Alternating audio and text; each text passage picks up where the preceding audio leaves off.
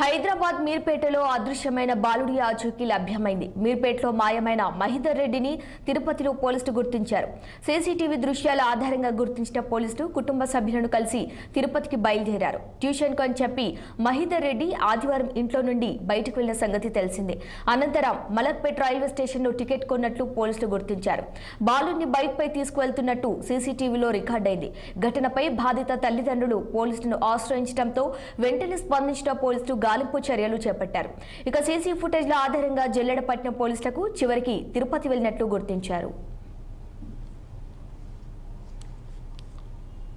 ఆదివారం రోజు ట్యూషన్ కని వెళ్ళి ఇంట్లో నుంచి తప్పిపోయినాడు. నిన్న ఆదివారం రోజు నుంచి ఇవాళ మార్నింగ్ తెలిసింది మాకు బాబు తిరుపతిలో క్షేమంగా ఉన్నాడని. వేరే వాళ్ళు ఫోన్ చేసి చెప్పినారు, మీ బాబు క్షేమంగా ఉన్నాడు, టెన్షన్ ఏం పడకండి మీరు, మీ బాబు సేఫ్గా ఉన్నాడని చెప్పినాడు. మా బాబు సేఫ్గా ఉన్నందుకు చాలా సంతోషం. మా బాబుకి హెల్ప్ చేసినందుకు ఆయనకు కూడా చాలా థ్యాంక్స్.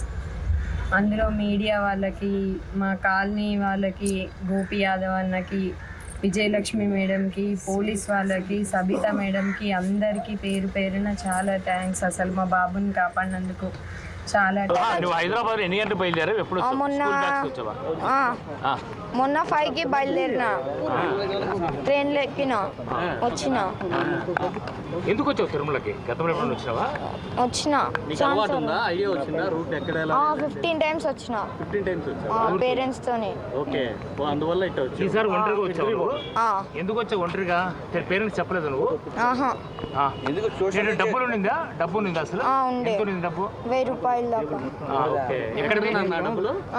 నేను జమ చేసుకున్న పైసలు. ఎంతసేపులో దర్శనం చేసుకున్నావు? పొద్దున 10 గంటలకు పోతే 4-5 అయింది. దర్శనం అయిన నువ్వు ఎట్లా వచ్చావు మరి ఇక్కడికి? నీతో పాటు పరిచయం అయినారా?